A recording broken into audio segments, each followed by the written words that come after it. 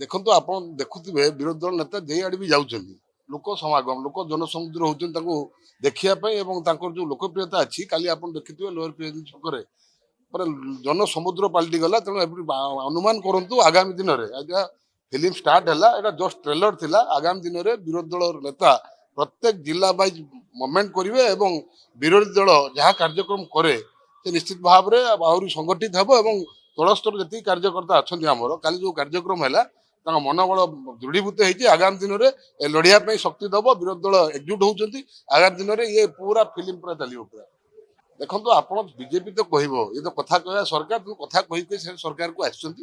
ତେଣୁ ବିଜେପି ଯାହା କାମ କରୁଛି ଆମେ ବିରୋଧୀ ଦଳର କାମ କରିବା। ସମୟ କହିବ କଣ ପ୍ରଭାବ ପଡିବ।